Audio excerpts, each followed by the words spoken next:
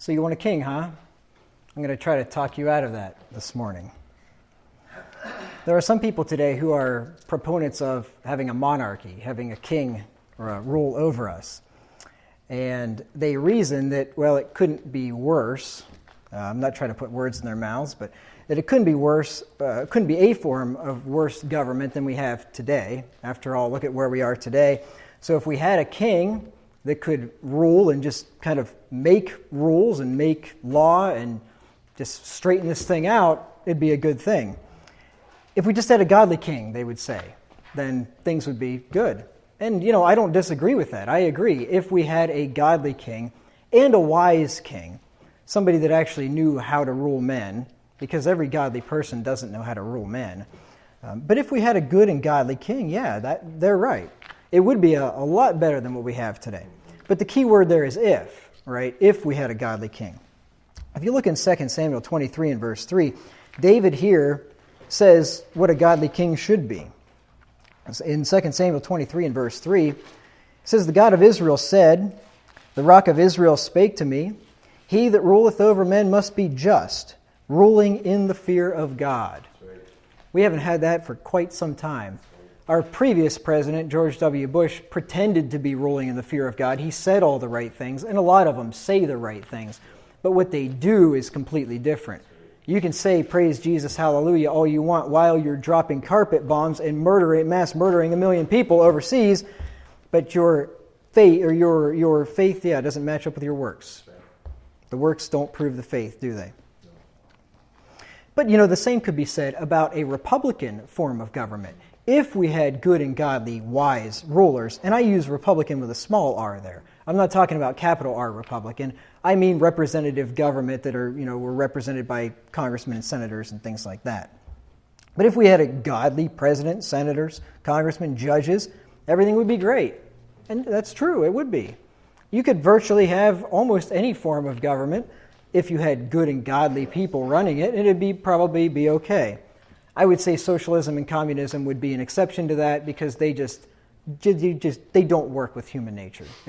There's no way to make that system. You could have saints and angels running that system, and it is not going to work. It just doesn't work. It doesn't work because of the incentive problem, and it doesn't work because of the socialist calculation problem either. Because whenever you have socialism and communism and the means of production are owned by the state, they're centrally owned, the state has no prices to figure out what things should be prioritized. So if you want to build a whole bunch of stuff and you only have X amount of concrete, if you don't have a price for that, and whoever just comes first gets all the concrete, well, maybe he could have used something else to build his process that would have been much more efficient. So without a pricing structure, socialism will not work. But that's not what I'm preaching on today. But just to give you, that's just your second argument against socialism. Everybody knows about the incentive problem. If everybody makes the same amount of money, then nobody's going to try to work hard, right?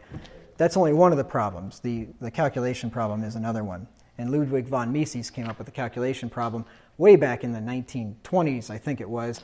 Long before communism, all the communistic experiments failed, he said that they would fail. So why did we go to war against Korea and Vietnam and all these other communist countries? Why did we have the Cold War with Russia and all this? It was completely unnecessary. If you would have known true economic philosophy, we would have known that it's going to fall apart on its own, and there was no reason to go to any of these wars. So, like I said, the issue is not as much about the type of government as it is about the character of the people and the rulers. Not just the rulers, but the character of the people. You cannot have an ungodly people ruled by some godly rulers and have it work out. Number one, in a representative government, you're not going to have godly rulers very long with an ungodly people, right? It's the whole idea. You elect your rulers, and you're going to elect people of your own ilk. People generally get the rulers that they deserve, and that they desire, for that matter, but specifically that they deserve. It says in the book of Daniel that God setteth over the kingdoms of men the basest of men. He gets a kick out of it. Oh yeah? You people want to turn against me? You get a George Bush. How do you like that? Oh, you don't like him? How about a Barack Obama? You don't like him? How about a Hillary Clinton or Donald Trump or whoever? But even godly and moral rulers are not a guarantee of a peaceful and prosperous society. Because, for instance, if you had a godly man, and there are plenty of good godly people out there that don't have the foggiest idea about economics. If they've never learned anything about economics, and they think that having a minimum wage is a good thing for the economy, and they think that social welfare programs are good for the economy, and it kind of seems on the face of it, if you don't really think about it, well, yeah, those are all good things. It's good to be taken care of. Everybody should make a living wage. Well, why don't we raise the minimum wage to $100 an hour? We'll all be rich then. Why do we even send foreign aid? We should just go over there and tell their governments, hey, institute a $50 an hour minimum wage, and you'll be rich like we are. It's stupid, right? Everybody, you can see the foolishness of it whenever you raise the minimum wage that high. Well, if a lot of minimum wage creates a lot of unemployment, what does a little minimum wage create? A little bit of unemployment. It knocks the people out of the bottom rungs of the ladder. You know, you can imagine kids that are working for the minimum wage somewhere. If we up the minimum wage to $15 an hour, they're not going to have jobs, right? These companies are going to automate, and rightly so. They can't make a profit otherwise, or else you're going to be paying $8 for a hamburger at McDonald's or something. It doesn't work. Most people don't work minimum wage jobs anyway. It's a very small percentage of the population that works for a minimum wage. Most people start off a minimum wage, and then they quickly move on to better jobs where they get paid more, and that's the first rung of the ladder. So it's not heartless people who are against the minimum wage. It is compassionate people who are against the minimum wage because we want to see people get jobs, not be forced out of the labor market. You're getting a whole bunch of stuff that was not in the outline and that I didn't really intend to say, but that's okay. And furthermore, godly leaders that would have a faulty idea of foreign policy, imagine where that could get you. A little bit of intervention here, a little bit of intervention there, and before you know it, we're into the mess that we're in now. But it all seems good. All these poor oppressed people, we need to help them out. Well, before you know it, you've intervened here, you've intervened there, and then you've got full-scale wars and so on. So it's not only a godly person, but a wise person. And I'll tell you what, you give me a wise unbeliever over a godly, foolish person any day. Now, maybe godly, foolish person is a contradiction in terms, I don't know, but give me a wise person who understands economics and who understands foreign policy, who may be an unbeliever, but you know what? He knows how to rule. He knows how to put the country on the right track. I'd take him over a so-called believer who doesn't have a clue about that stuff, but who's good intentioned. You know where good intentions lead, right? Highway to hell is paved with good intentions, they say. No different than, am I going to go to a doctor that is a good and godly Christian who's, got a D in med school, and he's a nice guy, he means well, but he doesn't really know what he's doing? Or am I going to go to the unbeliever who got an A in med school and really knows what he's doing? I'm going to go to the guy that knows what he's doing. I'm not going to his church. I'm not going to him for spiritual counsel. I'm going to him for natural things. Jesus said the children of this generation are wiser in their the children of this world are in their generation wiser than the children of light. Well, that's just the way it goes sometimes. So here's the issue: given the corrupt fallen nature of man, and the fact that power corrupts, as the quote goes, and absolute power corrupts absolutely, given that fact, then you'd be much better off to not invest or not to vest all the power in one person. Because that's the nature of power. You give somebody ultimate power, and there are very, very few people that could handle that. Most people would not be able to handle that. And it would corrupt even the best of people. So that's why it's best to have a separated, I'm not, forget the word I'm trying to think of, but anyway, distributed power, like the founders created, where you have the judicial branch, the executive branch, the legislative branch, and these branches supposedly all are supposed to be, checking and balancing one another. What happens in practices is they all collude together and screw us. But anyway, it works out for a while anyway. It's good. I mean, the Constitution was a pretty decent document. I don't think it's flawless, but it was a pretty good deal, right? And it worked for a while, and then it eventually gets corrupted. So anyway, better not to invest all the power in one man. Let's look at Proverbs 28 and verse 16. But I'm going to make my case for this even more so. I know I've just been kind of reasoning with you at this point, but I'm going to give you some Bible for this as well. A whole chapter of the Bible, for that matter. First, in Proverbs 28 and verse 16, it says, "The prince that wanteth understanding." Now, when you're reading the King James Bible, you have to make sure that you understand how the words were used in 1611. Whenever we use the word want, we think of desiring, right? That is not the primary definition of the word, and that's not what the King James means when it says that. It does not say the prince that desireth understanding is a great oppressor. No. The prince that desires understanding would be a good prince, right? The prince that wanteth understanding is also a great oppressor. Want means to lack. The prince that doesn't have understanding, is what this is saying, is a great oppressor.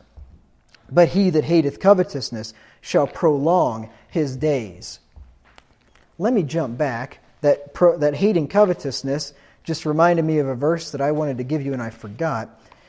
If you turn back to Exodus 18 and verse 21, we saw there in 2 Samuel 23:3 that David said that he that ruleth over men must be just, ruling in the fear of God. So if you had a godly monarch ruling in the fear of God, that'd be a good form of government. But also, if you had a godly distributed government, that would also be a good government. I'll give you a verse for this. In Exodus 18 and verse 21, Moses here had been ruler over the people of Israel. And he had been a micromanager. He had been doing everything all by himself. And he had a nation of 1 million people or something, and they're all coming to him for judgment. I mean, I can't even imagine. It's hard enough. You have a pastor, a couple of churches with 20-some people, and if all of you were coming to me with matters of judgment all the time, I'd be overwhelmed. Imagine if you had 1 million. But anyway, so Moses had a father-in-law who was not exactly a Christian per se at all, but his name was Jethro, not tall, but just Jethro. And in verse 21, he came up with a good recommendation here for Moses. And Moses was smart enough to listen to this guy. Even though Moses was the top guy, right? Jethro is just some dude. You know, God didn't ordain Jethro, but yet Moses listened to Jethro because Jethro had a good idea. So you never want to throw away somebody's good idea or just shove it off to the side because he might be your lesser. You know, it doesn't matter to me if a 5-year-old kid comes up and says, "Hey, you know, whatever. I can't think of anything that a 5-year-old kid would tell." But anyway, if he had something good to say that was wise, well, hey, I'd certainly take it. Verse 21, it says, "Moreover, thou shalt provide out of all the people able men, such as fear God, men of truth, hating covetousness, and place such over them to be rulers of thousands and rulers of hundreds, rulers of 50s, and rulers of 10s." So a distributed type government. Granted, I mean, it is a hierarchical system where you kind of like a military system almost, where you have, you know, in the military you'll have a company commander over 100 people, and then you'll have a battalion commander over several companies, and a brigade commander over several battalions, and so on. But anyway, still distributed. Now, you don't have one guy at the top that's the absolute dictator over everything. And Moses took his advice, and it worked out well for him because Moses was about ready to burn himself out. But this is, I mean, look at the wisdom of this man, though. I mean, if I was going to recommend good and godly leaders, I think I'd go right to Exodus 18 and verse 21. Men that fear God, men of truth, hating covetousness. That would be a good leader. And not many of ours fit those characteristics, do they? I think the opposite of those things are almost requirements for the job, it seems like.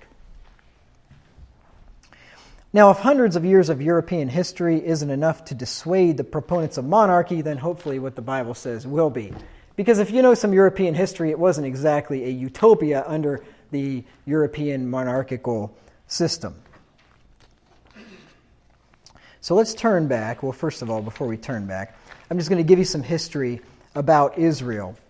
During Israel's history, after they came out of the land of Canaan, Joshua ruled over them after Moses died. Joshua took them into the land. And then after Joshua's death, God set up a system of judges where you would have a judge that would rule over Israel. And Israel would end up getting themselves into trouble with God. They would turn their backs on God. He would turn them over to a foreign power. And then they would cry unto the Lord, and the Lord would raise up judges among them, like Samson and Jephthah and Samuel and some other ones. And those judges would deliver Israel. This was God's system. And this lasted for 450 years. Look at Acts 13 and verse 20.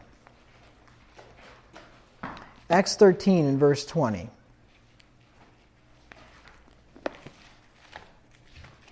These judges would generally have lifetime appointments. The kings of Israel generally had lifetime appointments unless they were killed or something like that. And that's one thing as I read through the book of Kings that I'm thankful in our system that we have limited it to 2 terms, because that's about all I can take. Actually, two minutes would be plenty, but 2 terms at least. By the time 8 years is up, I mean, when George Bush's 8 years were up, I was so ready for him to go. I was almost welcoming Obama. Well, Obama's 8 years are up, and I'm so ready for him to go. I'm not welcoming Hillary Clinton. But I could welcome Donald Trump. I realize he's certainly not going to be perfect, but wow, I'm so tired of Obama. That's just how it goes anyway. But can you imagine if he had a lifetime presidency? Oh my goodness, it would be horrible. So the Lord is still shining down on us from heaven, apparently, by He's taking these guys out after 8 years. But Acts 13 and verse 20, it says, "And after that he gave unto them judges about the space of 450 years until Samuel the prophet." So 450 years, this system worked reasonably well. If Israel would have just quit rebelling against the Lord, it would have worked out great. I mean, they would have had a very nice system, but it's summed up pretty well. I think it's in the last book, or the last verse of Judges, when it says that there was no king in the land or no magistrate in the land, and in those days every man did what was right in his own eyes. That was pretty much how things worked in the Judges. If they would have done the ways of the Lord, though, they would have been just fine. But during this time, Israel had no king, no human king anyway. And the reason was because God was their king. Look in Isaiah 43 and verse 15. Isaiah 43 and verse 15.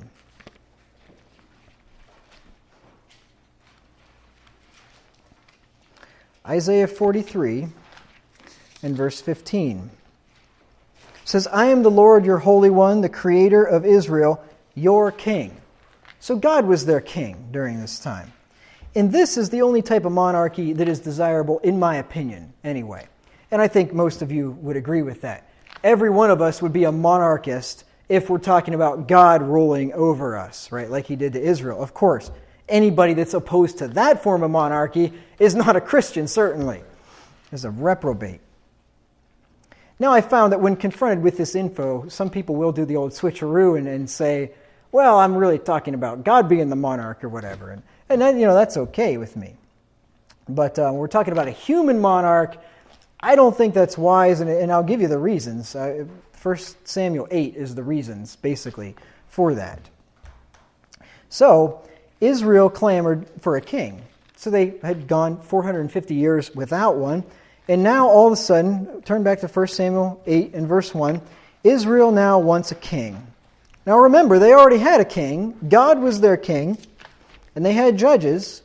And the Lord delivered them from their enemies with the judges. So they didn't need a king to be delivered from their enemies or anything. God showed over and over again. They didn't need a king, but they want a king.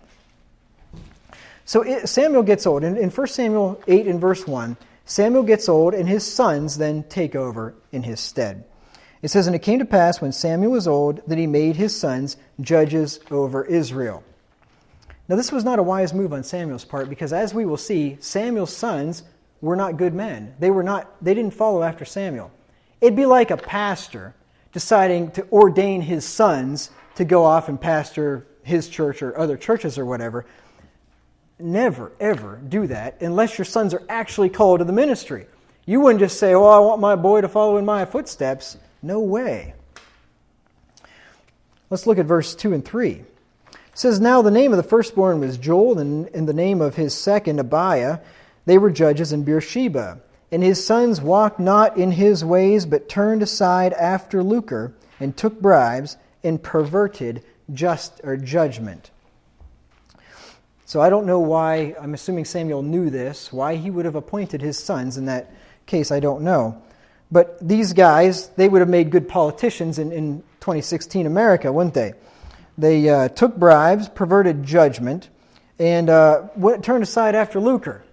That's pretty much what politicians do, They don't go in there to make the $160,000 salary or whatever it is in the House or the Senate. They go in there for all the perks and the junkets and the and especially all the money they make after they get out. Because once they get out, then they go to work for the banks, or they go to work for the military-industrial complex, and they get some big cushy job in some great big corporation somewhere, whom they have passed off contracts to when they were a congressman because these guys lobbied them. They know what they're doing. They know that there's going to be big-time money in it for them after they get out.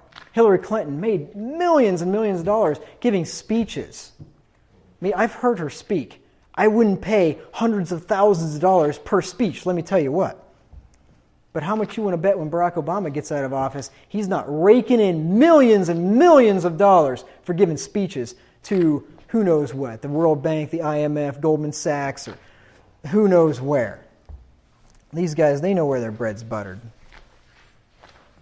But anyway, I could talk about that all day. You ought to listen to Thomas Massey sometime, congressman from Kentucky, when he said, here's how the thing works. He was a junior congressman. He comes in, and the first thing they do is the lobbyists come up to you, and they say, okay, you need to join the club, basically. I forget what it's called.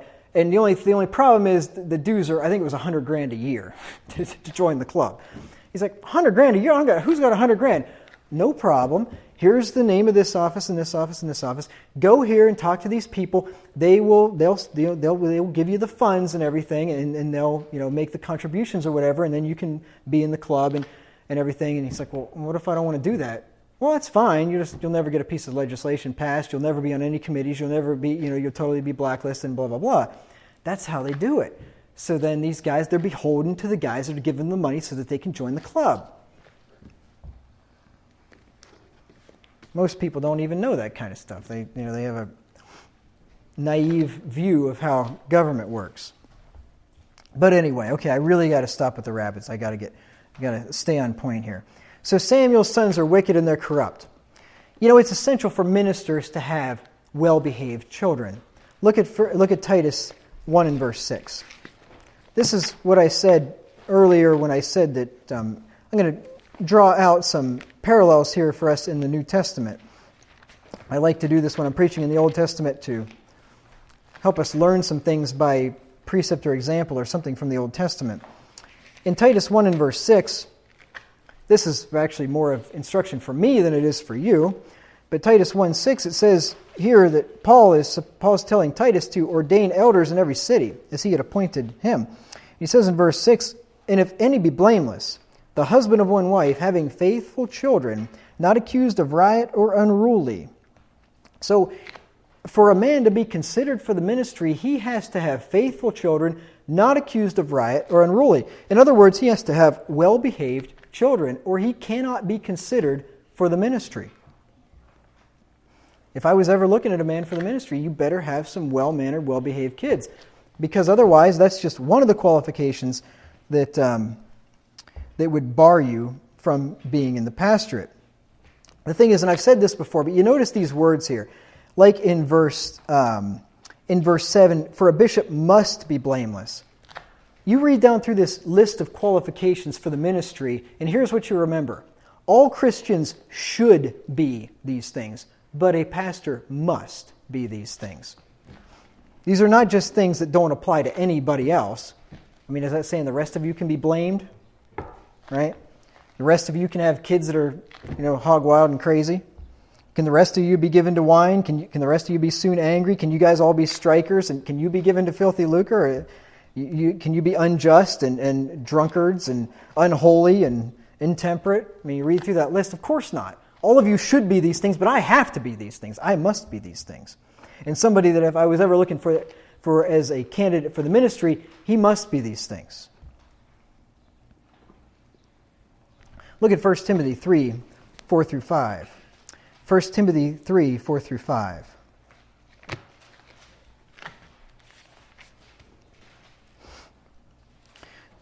Paul here is giving the qualifications for a bishop again, parallel text to the Titus verse there. He says, one that ruleth well his own house, having his children in subjection with all gravity. Gravity means weight, influence, or authority. A father is supposed to be a man of authority. Have your children in subjection. Your kids ought to be afraid of you. Whenever you say something, they ought to be afraid of that. If a man know not how to rule his own house, how shall he take care of the house of God?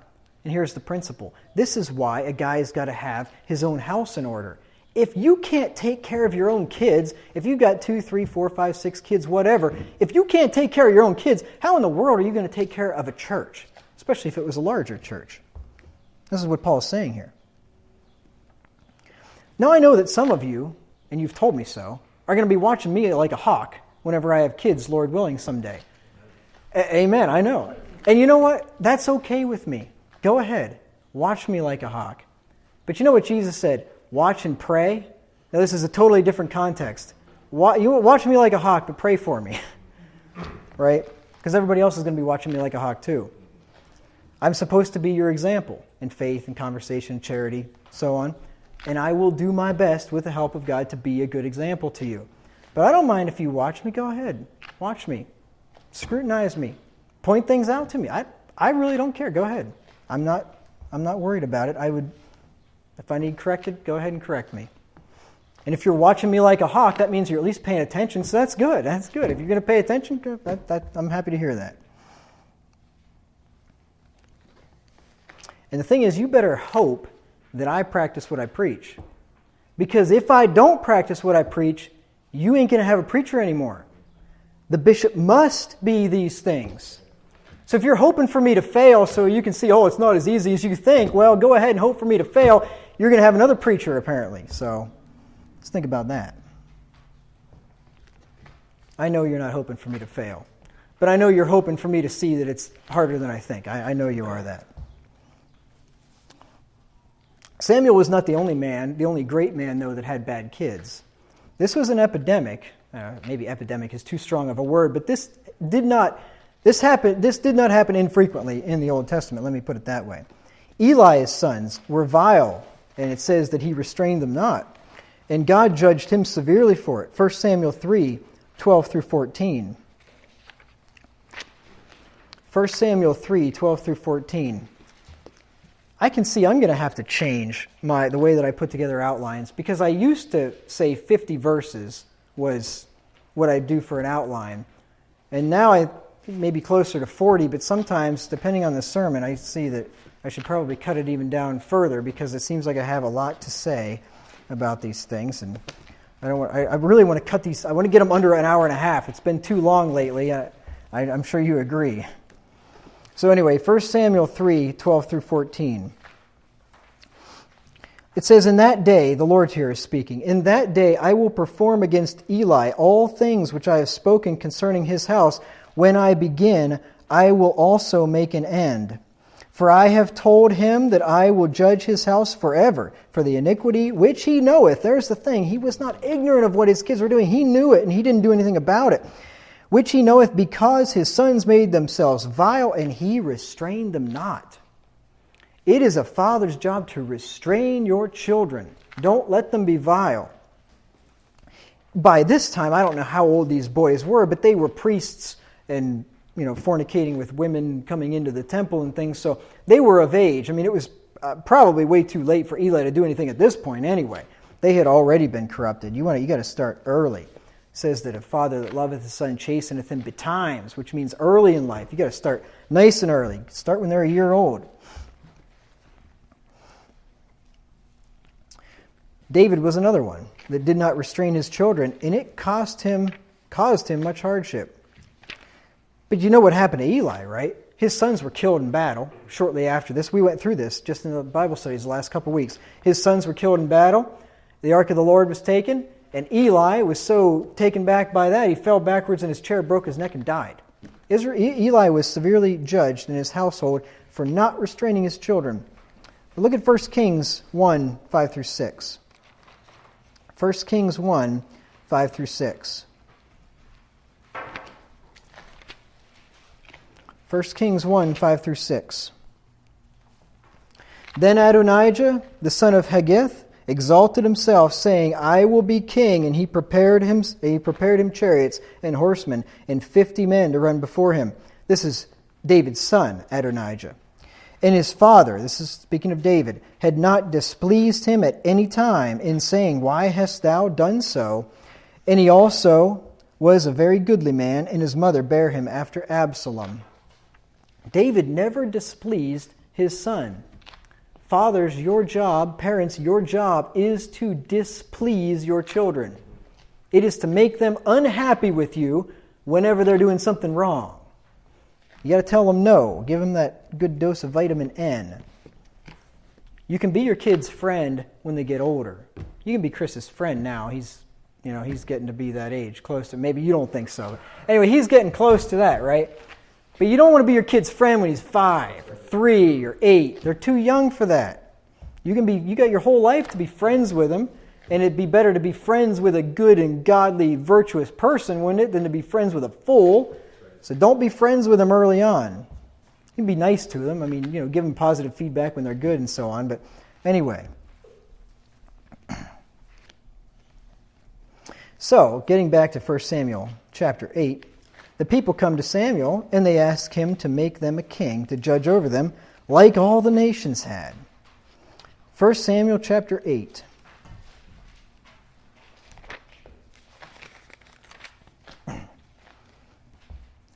1 Samuel 8, 4 through 5.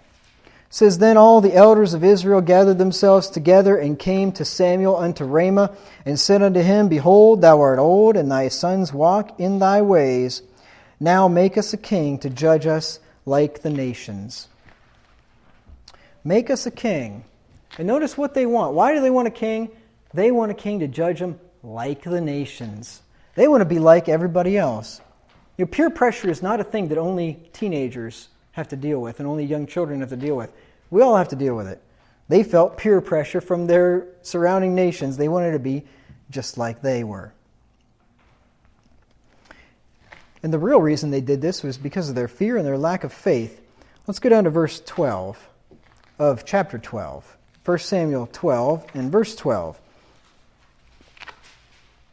Here's a little commentary on why they decided they wanted to do this.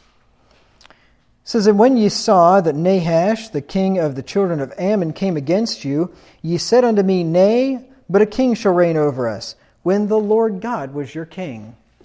This little tidbit was not given there in 1 Samuel 8. This is why one of the kings of the nations came against them, and now they get afraid. They lose their faith. They say, we need a king like the nations. We need a king to go out and fight our battles for us and to protect us. But you know what? We should never trust in men, including kings, to deliver us. Look at Jeremiah 17 and verse 5. We all get caught up in this. Every election season, every 4 years, people get caught up in this. It's the end of the world because whoever the current jerk is president, and we got to get him out. We got to get somebody else in there to save this country, to make America great again, right? Every 4 years, we're going to put our trust in some man, and he is going to save us. It's not going to happen. The only thing that would save us is godliness, repentance. If my people, which are called by my name, shall turn from their sins and humble themselves, God says, I will heal their land. Rough paraphrase. 1 Chronicles 7:14, I think it is. Jeremiah 17 and verse 5. Jeremiah 17 and verse 5. Thus saith the Lord, Cursed be the man that trusteth in man, and maketh flesh his arm, and whose heart departeth from the Lord. It's exactly what Israel was doing. They were turning to a man to save them. Their heart departed from the Lord, who was their king. It's exactly what they're doing. This happened to Israel, or this had a potential to happen to Israel, when Sennacherib, king of Assyria, threatened to destroy Israel. He tried to convince the people to not trust in God to deliver them. Turn back to 2 Kings 18, 29 through 31. You see, this wicked king Sennacherib comes up against Israel and besieges them, and then he sends a messenger in there, and he tells them, hey, don't you listen to King Hezekiah. If he tries to tell you the Lord's going to deliver you, don't you listen to him. The gods of the other nations weren't able to deliver them. I've taken out them one after another, and now I'm coming up against you. And they've actually found archaeological evidence for this. They found a cone-shaped thing, and it had going around in a circle. It had all the nations that the king of Assyria had destroyed, one after the other. And then it says, and he went up against Jerusalem. And there was nothing more after that. And we'll see why here in just a minute. 2 Kings 18:29 through 31. It says, Thus saith the king, Let not Hezekiah deceive you, for he shall not be able to deliver you out of his hand. Neither let Hezekiah make you trust in the Lord, saying, The Lord will surely deliver us, and this city shall not be delivered into the hand of the king of Assyria. Hearken not to Hezekiah. For thus saith the king of Assyria, Make an agreement with me by a present, and come out to me, and then eat ye every man his own vine, and every one his own fig tree, and drink ye every one the waters of his cistern. He says, hey, come out here and give me a present. Basically, give me a bribe. Give me, empty your treasuries, and I'll go on my way, and you can go out here and eat all of your out of your vineyards and your fields and things. But don't trust in Hezekiah, because the Lord is not going to deliver you. That's not going to happen. That's what the king here of Assyria is telling them. But Hezekiah, he trusted in God. And he went to the house of God, and he begged for help and mercy from God in God's house. And this is what I'd recommend to every one of you. If any of you are coming up against something that looks like is going to be your demise or your destruction or something very dangerous to you, and the pastor says, trust in God. Here's what you do. And then whoever's telling you this says, oh, don't trust in God. You need to take matters in your own hands. Go to the house of God like Hezekiah did. Offer your prayers up to God in the house of God. God says he hears the prayers that are made in his house. 2 Kings 19 and verse 1. And it came to pass, when King Hezekiah heard it, that he rent his clothes and covered himself with sackcloth and went into the house of the Lord. He didn't go to the bottle. He didn't try to drown his sorrows away. He didn't go to drugs. He went to the house of the Lord. And look at verses 14 through 19. And Hezekiah received the letter of the hand of the messengers and read it. And Hezekiah went up into the house of the Lord and spread it before the Lord. And Hezekiah prayed before the Lord and said, O Lord God of Israel, which dwellest between the cherubims, thou art the God, even thou alone, of all the kingdoms of the earth. Thou hast made heaven and earth. Lord, bow down thine ear and hear. Open, Lord, thine eyes and see, and hear the words of Sennacherib, which hath sent him to reproach the living God. Of a truth, Lord, the kings of Assyria have destroyed the nations and their lands, and have cast their gods into the fire, for they were no gods, but the work of men's hands, wood and stone. Therefore they have destroyed them. Now therefore, O Lord our God, I beseech thee, save thou us out of his hand, that all the kingdoms of the earth may know that thou art the Lord God, even thou only. He pleads with God and he reasons with God and says, Lord, save us out of his hand so that all the nations can know that you are the true God. That's a good plea deal with God. Whenever you pray to God, remind him, Lord, if you let this happen to me, what are people going to think? What are people going to think? You say that you will not suffer the soul of the righteous to famish. But if I starve to death, or if I have to go out there and beg or something, what are people going to think? Reason with him. He likes that kind of stuff. He says, come, let us reason together. Well, the Lord did deliver them. Turn over to verse 35. 2 Kings 19:35. Here they are up against impossible odds. They have no idea how this is going to work out. And it says, And it came to pass that night that the angel of the Lord went out and smote in the camp of the Assyrians 180,500. And when they arose early in the morning, behold, they were all dead corpses. One angel killed 185,000 Assyrians in one night. Turned the whole thing around. I don't think old Sennacherib was boasting anymore about how the Lord wasn't going to deliver them out of his hands. We're told in Proverbs 21 and verse 31, the horse is prepared against the day of battle, but safety is of the Lord. We never want to trust in our military. I think it's a wise thing to have a strong national defense, not a bellicose national offense, but to have a good defense, good idea. But we don't ever want to trust in that. Prepare, but trust in the Lord. Beware of the desire to imitate the heathen. This is exactly what they wanted to do. They wanted to have a king to judge them like the nations. They wanted to be like the heathen. But what are we told in Jeremiah 10 and verse 2? Everybody knows this verse. We always remember it around Christmas time. Learn not the way of the heathen, God tells us. Be not dismayed at the signs of heaven like they're dismayed at them.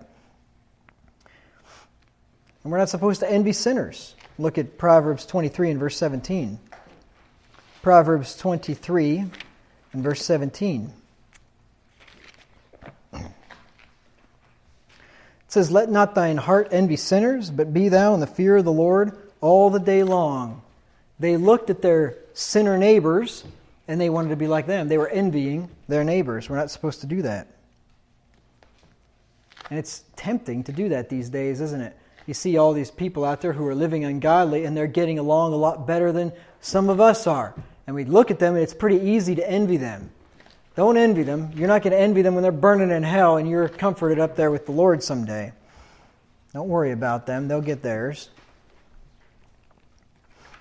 So Samuel is upset with the people here. He's upset that they're clamoring for a king, and Samuel goes to God about it. 1 Samuel 8 and verse 6. 1 Samuel 8 and verse 6. And I can understand why he would be upset about this. He had judged Israel, I think it was for 40 years, for a long time. I think it was 40. I was looking, I don't see it anyway. But he judged them for a long time, and now Samuel feels like they have rejected Samuel. But the thing is, God tells them they actually haven't rejected Samuel, though. Verse 6 says, but the thing displeased Samuel when they said, give us a king to judge us, and Samuel prayed unto the Lord. He's a good example. When something bothers you, go to the Lord in prayer. Like the old hymn tells us, take it to the Lord in prayer. So he takes it to the Lord in prayer. But God tells Samuel that they haven't rejected you, Samuel. They've rejected me. Verse 7. And the Lord said unto Samuel, hearken unto the voice of the people in all that they say unto thee. For they have not rejected thee, but they have rejected me, that I should not reign over them. The fact that they don't want you, Samuel, and your sons doesn't mean they've rejected you. They've ultimately rejected me, God says. You've got to remember that. Pastors have got to remember that. The church rejects the pastor if he's doing what he should do, and if he's preaching the truth like he should. They haven't rejected the pastor. They've rejected the Lord who sent the pastor. So then God tells Samuel to go, I missed my point there. We already read 1 Samuel 12 and verse 12. Where it says, when the Lord God was your king. God was already their king. I've already made that point. But instead of having God as their king, they want to be like the neighbors. They want to have a king. So God tells Samuel to listen to what they have to say and to give them what they want, but to warn them about the kind of king that they're going to have. This is a very important point, and I'm going to make some mileage out of this here in a minute. But look at verse 9. He says, now therefore hearken unto their voice. Howbeit, yet protest solemnly unto them, and show them the manner of the king that shall reign over them. I've preached this many, many times in this church, that God will give you your own desires as a judgment against you if you turn against His word. And this is exactly what God is saying here. He's saying, give them what they want, but warn them ahead of time. That way, whenever it doesn't work out, they can't come back and say, well, Samuel, why didn't you tell us? He tells them. And then it's going to be on them. Let me just give you a few verses to show you that God gives people their ungodly desires as a judgment against them. Psalm 94 and verse 23. Psalm 94 and verse 23. It says, and he shall bring upon them their own iniquity, and shall cut them off in their own wickedness. Yea, the Lord our God shall cut them off. He'll bring their own iniquity upon them. What do you think is going to destroy this country? Do you think it's going to be some foreign invasion that was unexpected and unprovoked? No, it's going to be our own iniquity. Our own sins are destroying this country. It's being destroyed from the inside out. That's how God does it. Jeremiah 2 and verse 19.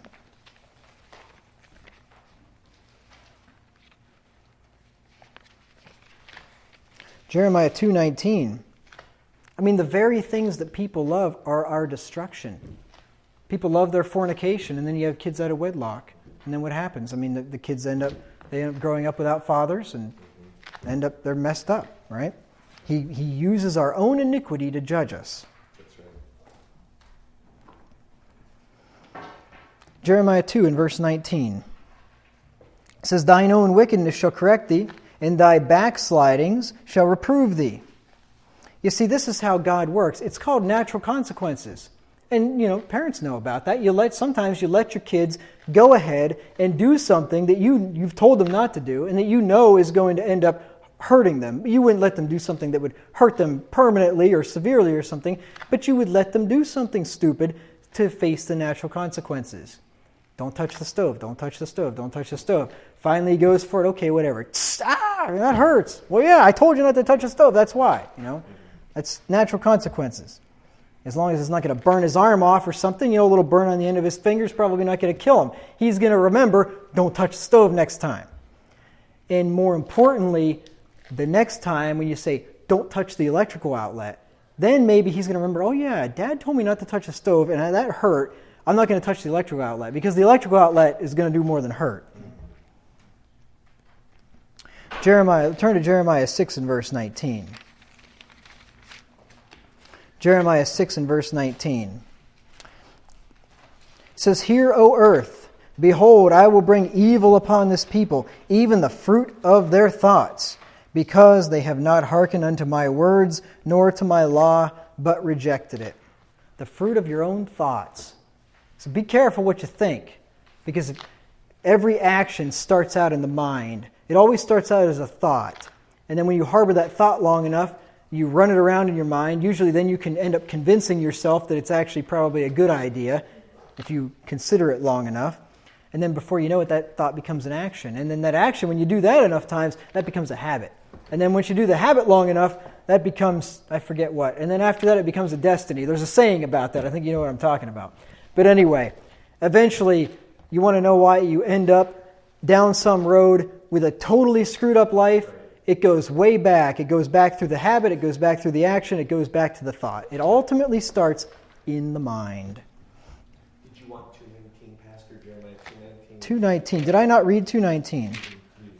Jeremiah 2:19. I did too. Didn't I read that? No. "Thine own wickedness shall correct thee. Thy backsliding shall reprove thee." I thought I did. That's the verse I wanted. Thank you. Mm-hmm. Now, it's the pastor's job, the minister, pastor, I'm kind of using these terms interchangeably when we're talking about Samuel, but it's the minister's job to warn them, which will deliver his soul. So what Samuel is about to do is going to deliver Samuel's soul. Look at Ezekiel 3:17 through 21. And this goes with pastors, because Ezekiel, or the Lord here, is speaking to Ezekiel, and he's telling him to speak to the watchman. And Ezekiel is a watchman. He says in verse 17, "Son of man, I have made thee a watchman over the house of Israel. Therefore hear the word at my mouth, and give them warning from me." This is why I say I take a direct application to myself as a pastor from this text, because what am I called? An overseer, right? What does an overseer do? But watches a flock, right? So, here's what happens. God tells the watchman, you warn these people. You see them heading in the wrong direction, you warn them. And then if they follow you, well and good. They're going to be delivered, and you've saved your soul. But if they don't follow the warning, they're going to be punished, they're going to be destroyed or whatever, but at least you've saved your own butt. This is the new Chad version. Verse 18. "When I say unto the wicked, thou shalt surely die, and thou givest him not warning, nor speakest to warn the wicked from his wicked way, to save his life, the same wicked man shall die in his iniquity, but his blood will I require at thine hand." You see, I have a solemn duty when I see a church member going in the wrong direction. If I haven't already told him before, if I don't tell him and he does something or she does something which ends up in their demise or their judgment or something, their blood is on my hands. I've got to tell them. Yet, verse 19, if thou warn the wicked, and he turn not from his wickedness, nor from his wicked way, he shall die in his iniquity, but thou hast delivered thy soul. So if you warn him, yeah, he may do his own boneheaded idea anyway and die in his iniquity, just like he would have if you wouldn't have warned him, but you've delivered your soul. Might sound selfish, but hey, I don't want. If you're going to die, go ahead. I'm not going down with you, I can tell you that much. Verse 20, again, when a righteous man doth turn from his righteousness. See, before we're talking about the wicked, now we're talking about the righteous. We're talking about church members here. When a righteous man doth turn from his righteousness and commit iniquity, and I lay a stumbling block before him, he shall die. Because thou hast not given him warning. He shall die in his sin, and his righteousness which he hath done shall not be remembered, but his blood will I require at thine hand. I've got to warn you. But if I've already warned you, don't expect me to keep warning you. I'm going to talk about that in just a second. Verse 21, nevertheless, if thou warn the righteous man that the righteous sin not, and he doth not sin, he shall surely live, because he is warned. Also thou hast delivered thy soul. So, here's the lesson for the pastor. Just warn everybody. Righteous, wicked, when you see somebody going in the wrong direction, just warn them. If they take heed, good. If they don't, well, at least you delivered your soul. Now, it's not the minister's job to stop church members from doing something foolish, but only to warn them. Look at 1 Thessalonians 5 and verse 14. Because the thing is, I can't stop you from doing something. Now, if you were going to do something which is an excludable offense or something like that, I still can't stop you, but I can say, look, we're going to put you out of the church if you do this. So, I have some restrictive power there, but still, I can't stop you. You think about a guy that's 6'5". If you want to do something stupid, I can't physically restrain you, obviously. 1 Thessalonians 5 and verse 14.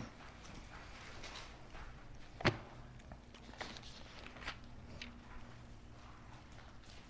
says, now we exhort you, brethren, warn them that are unruly, comfort the feeble-minded, support the weak, be patient toward all men.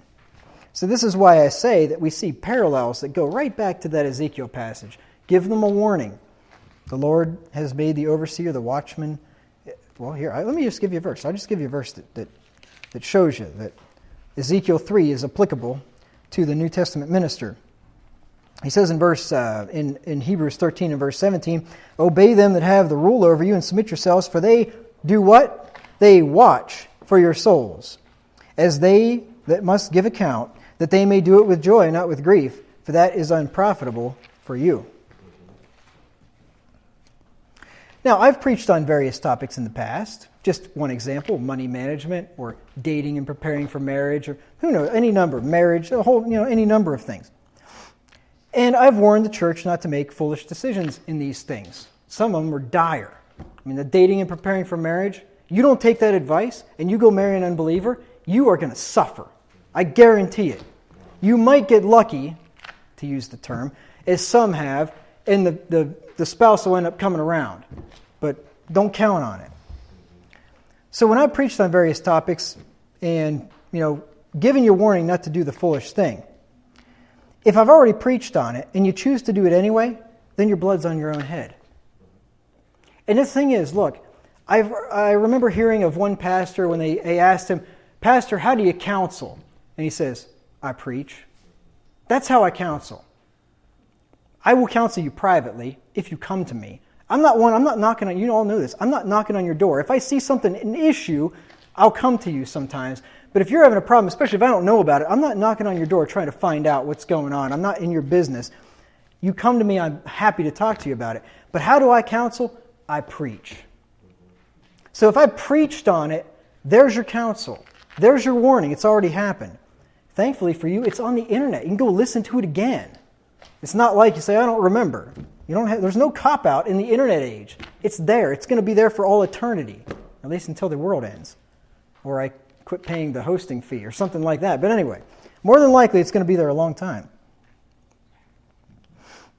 Re-listen to the sermon before you make a decision. Or ask me. You're going to make a decision on a financial matter? Go back and listen to the sermon. Or ask me. You think about dating somebody? Go back and listen to that series. Or ask me, better yet. That's what I'd recommend. Now, many times after I've preached on an issue, and a church member tells me that they're going to do something that was directly contrary to what I've taught from the Scripture, I will say nothing about it to them. I'll nod my head, and I'll let them do whatever they're planning to do. You say, well, that's just vindictive. No, I've told you. I've warned you. I've given you the sermon. I've put it on the website so you can listen to it again. And my phone is on 24 hours a day, and you can call me, text me, email me anytime you want. So if I've told you, and then you come up after the fact and tell me what you've already done, a lot of times I'm not going to tell you again. I mean, if you've already done it or you've already made up your mind, well, I'll just nod my head and act like it's a good idea. Think it's deceptive? I don't know. Well, I've delivered my soul anyway. So what am I trying to tell you? Pay attention to what I preach. Now, I'm not saying if you come up and ask me before you've decided to make a decision, you're actually seeking counsel, I'm not going to deceive you and give you information contrary to what I preach just to see if you were paying attention. Obviously not. But I'm talking about once the decision has already been made, then you come up after the fact, and basically to try to salve your conscience, you tell me what you've already done, hoping that I'm going to say, oh, that's good decision. I might actually pretend like it's a good decision. I don't know. So if this happens in the future, don't take my silence as approval, but as a judgment against you. Remember, don't take my silence as approval. When I'm sitting there nodding my head, when you say, well, yeah, I know the Bible says not to get into debt, but, and then and I sit there and shake my head, yeah, I can see that. I'm not agreeing with you.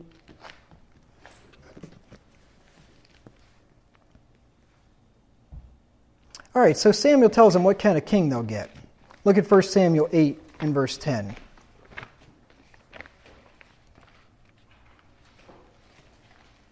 First Samuel 8 and verse 10.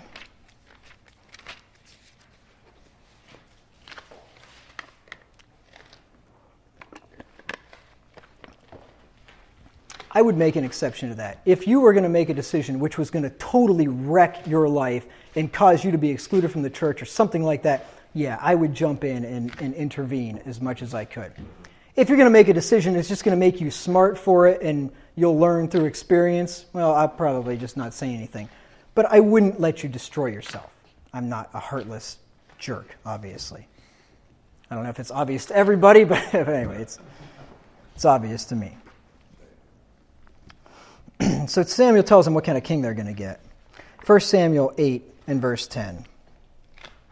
And Samuel told all the words of the Lord unto the people that asked of him a king.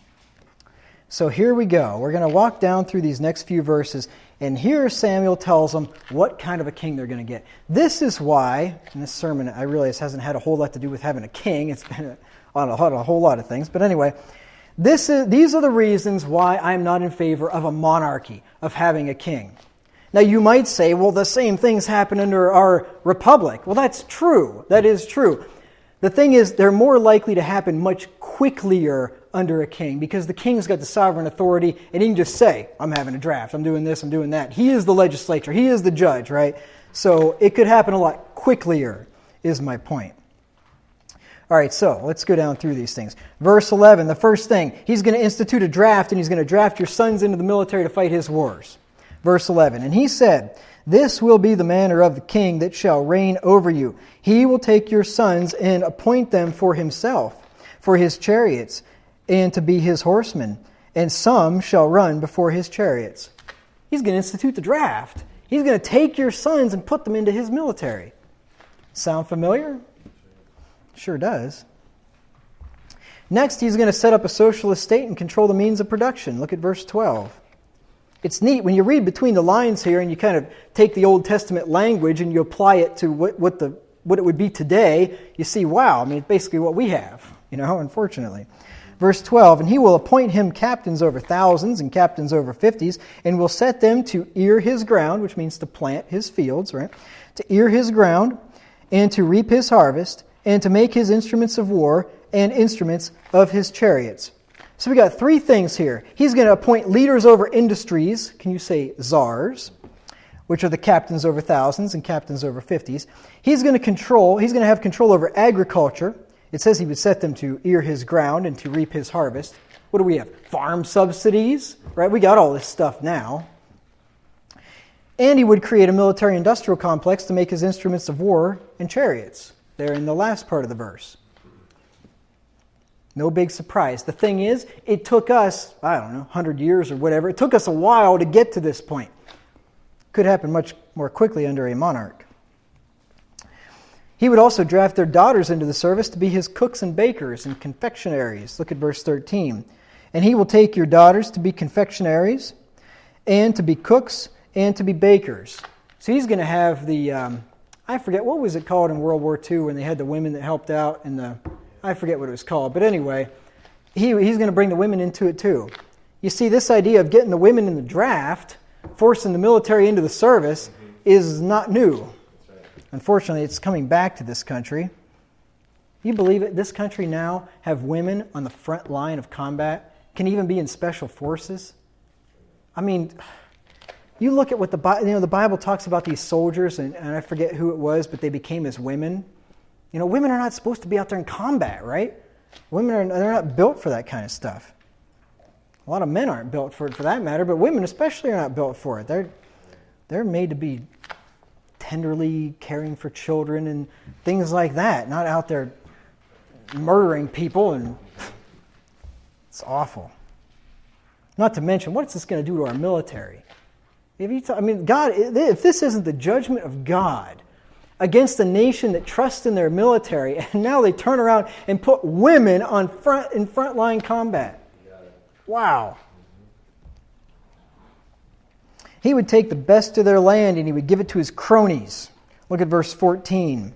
And he will take your fields and your vineyards and your olive yards, even the best of them, and give them to his servants. What do we call this in modern day parlance? Eminent domain. He's going to take your land and he's going to give it to his buddies for political purposes. I'm glad we don't have any presidential campaigns that like to use eminent domain to take private property to use for his own personal use. Next, he would institute an income tax to pay his officers and servants. Can you imagine that? Verse 15. And he will take the tenth of your seed and of your vineyards and give to his officers and to his servants. He's going to tax you on the income of your fields, 10%. You think, well, in that case, I want a monarch. Well, this is just how he would start out. I bet you he might take more if you gave him some time. Remember, our income tax started out at, I think, 1% of, basically 1% of the 1% or something. It was the rich of the rich were paying 1%. That's how they get these things started. If in 1913 they would have put a bill out which says we are going to tax all Americans at 33% of their income, they would have never passed. Actually, that with how the tax system works, you know that I think like almost 50% of people pay no taxes. Right? So the rich do pay the vast majority of it. 75% or more of the taxes are paid by about 10% of the people, I think. And the richer you get, the more and more you pay. So anybody that thinks the rich don't pay their fair share is crazy. They pay plenty. And then people get upset about these corporations who don't pay any income tax. GE doesn't pay any income tax every year. You know what I say about that? Wonderful. I wish all the corporations didn't pay any income tax. That money would go back into research and development. It would pay out to shareholders. It would pay employee salaries or whatever. Good. I don't want any of them to pay any income tax. I'm happy for anybody that can find all the loopholes they can and not pay anything.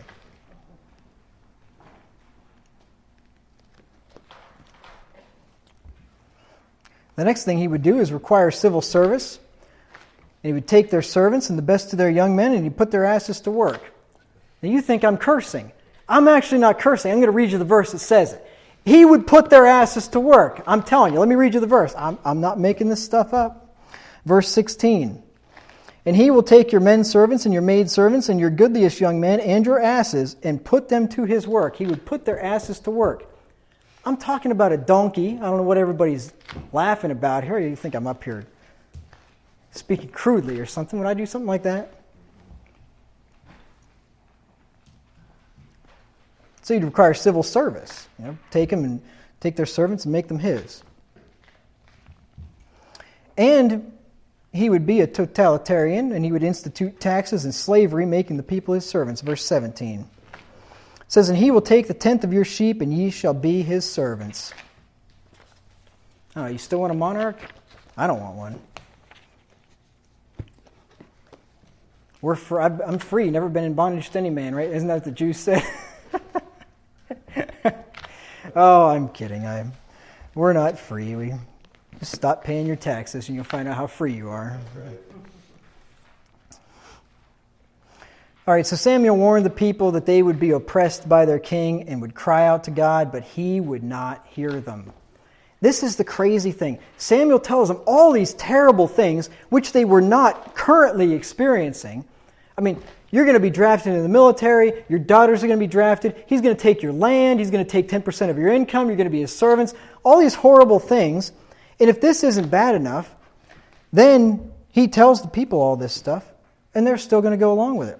Well, and furthermore, he tells them that when it happens, you're going to cry out to God, and God's not going to hear you. And they're still like, sign me up. Verse 18, and ye shall cry out in that day because of your king, which ye shall have chosen you, and the Lord will not hear you in that day. You know, I'm sure we're all familiar with Proverbs chapter 1, and that's where we're going to go. When God warns us and we don't listen, when our judgment comes and we cry to him, he doesn't answer. Look at Proverbs 1, 24 through 32. There comes a point where God, his ear is open to the cry of the righteous. But then after a while, when he keeps telling him, and he keeps telling him, and he gives you his book, and he gives you preaching and everything, and you still want to just go do it your way, eventually God says, okay, go ahead. But when you call unto me, I'm not going to be here anymore. Verse 24 through 32 of Proverbs 1. It says, because I have called, and ye refused, I have stretched out my hand, and no man regarded, but ye have set at not all my counsel, and would none of my reproof. I will laugh at your calamity. I also will laugh at your calamity. I will mock when your fear cometh. When your fear cometh as desolation, and your destruction cometh as a whirlwind. When distress and anguish cometh upon you, then shall they call upon me, but I will not answer. Then shall they seek me. Then they shall seek me early, but they shall not find me. For that they hated knowledge and did not choose the fear of the Lord. They would none of my counsel. They despised all my reproof. Therefore shall they eat of the fruit of their own way and be filled with their own devices. Think about the kid whose parents have told him, don't have sex before you're married. Don't fornicate. The Word of God tells him, flee fornication. He hears it over and over again, and he does it, and he does it, and he does it, and he does it. And before you know it, he gets an STD or something. And then he cries out to God, Lord, have mercy on me. And God says, you know what? I told you many times. You didn't listen. Now you're going to eat of the fruit of your own way. This has happened to our country. We turn our back on God, and wisdom repeatedly cries and cries and cries. And eventually, when we're finally taken over and ransacked, and who knows what happens to us, then all of a sudden everybody's going to cry unto God. Then all of a sudden you're going to have all these foxhole believers. Once there are no atheists in foxholes, right? And then God says, you know what? It's too late. It's too late. I've already been crying for so long. You're going to eat of the fruit of your own way now.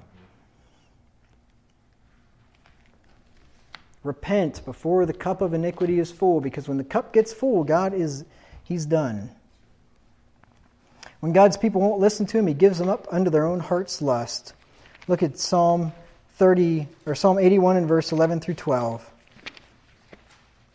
This is what's happening. I mean, Samuel has warned Israel. He's told them of these dire consequences.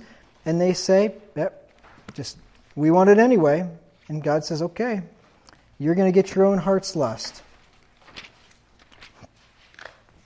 Psalm 81, 11 through 12.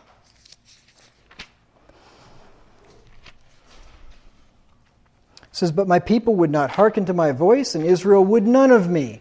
That's exactly what happened. They wouldn't hearken to his voice through Samuel. They didn't want any of him. He was already their king, and they didn't want him. Remember, God says, they have not rejected thee, but they've rejected me. But my people would not hearken to my voice, and Israel would none of me. So I gave them up unto their own heart's lusts, and they walked in their own counsels. If they'd only listened, God would have subdued their enemies. Look at the next two verses, 13 and 14. Oh, that my people had hearkened unto me, and Israel had walked in my ways. I should soon have subdued their enemies and turned my hand against their adversaries.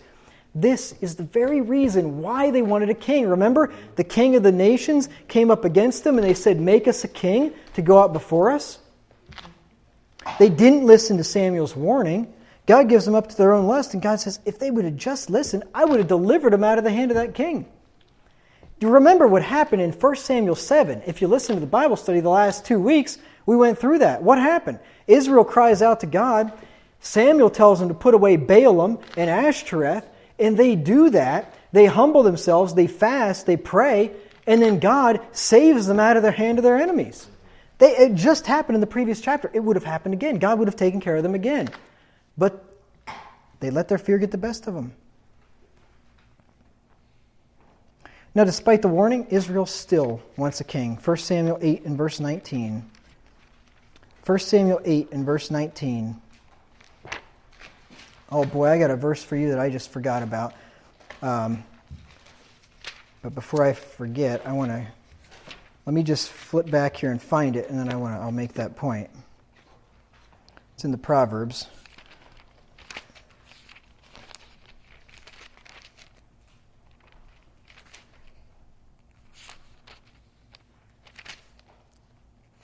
Oh, no, I won't be able to find it.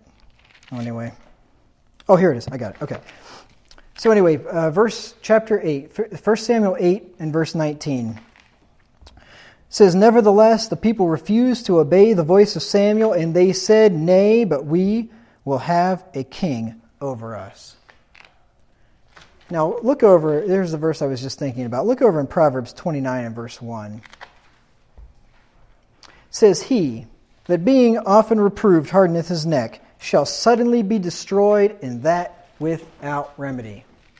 When a person is reproved often and he continues to harden his neck, he will suddenly be destroyed. The reproof comes gradually. The destruction comes suddenly. You don't know when the cup of iniquity is full, so take the reproof. It says that fools despise wisdom and instruction. This is what they're doing. Proverbs chapter 1 and verse 7. It says, the fear of the Lord is the beginning of knowledge, but fools despise wisdom and instruction. I didn't get to it, but that's what it says anyway. Samuel had spoken into the ears of fools, but they would not receive his words. Look at Proverbs 23 and verse 9. Proverbs 23 and verse 9. It says, speak not into the ears of a fool, for he will despise the wisdom of thy words. You're wasting your time. Whenever somebody has proven themselves to be a fool, don't waste your time speaking into their ears anymore. That's why I quit going to that atheist meetup group. Speak not into the ears of a fool, lest he despise the wisdom of thy words.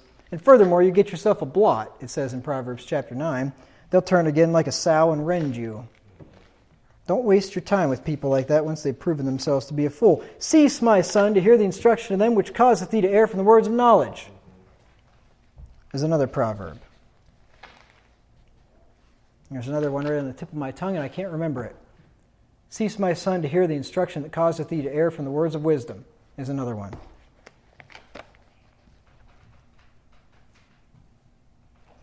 They wanted to be like the nations.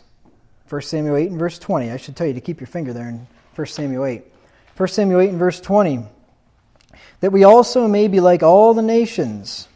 So they wanted to be like them.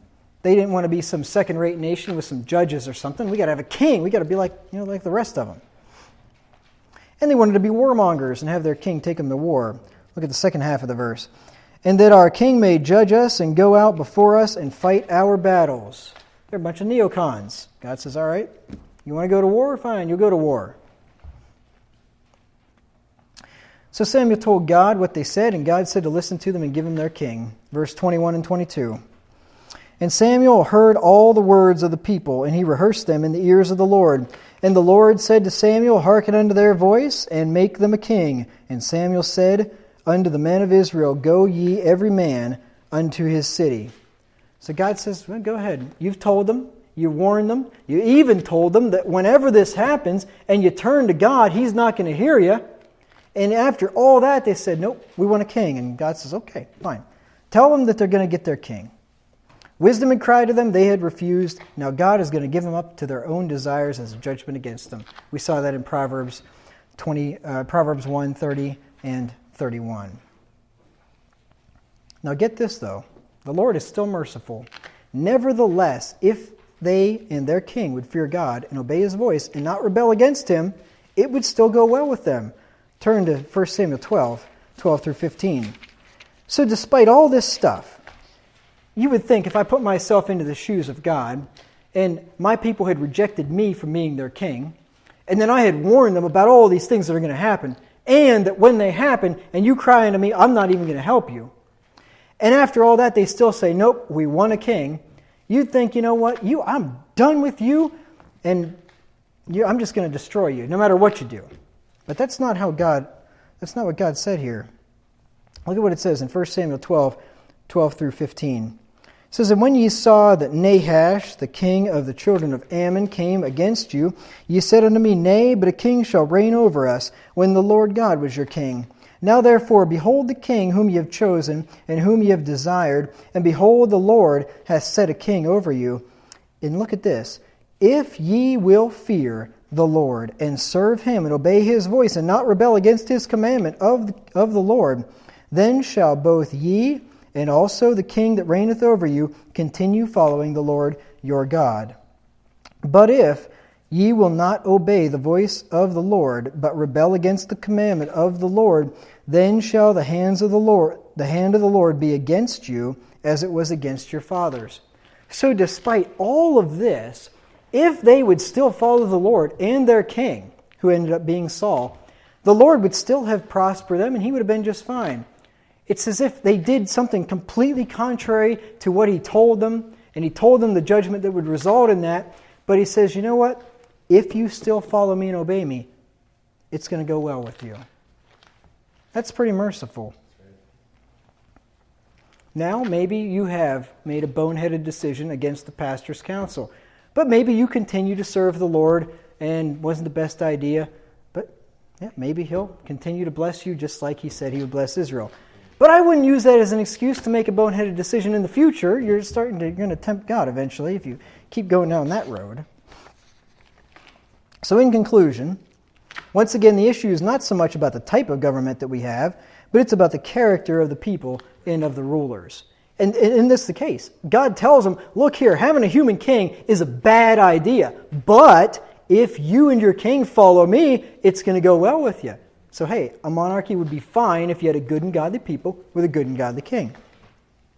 So would a republic, for that matter, or a democracy. I suppose even an anarcho society, an anarchy would go just fine. If you had good and godly people, you wouldn't even need any government, right? But if you have a wicked people, then you're going to have a wicked government.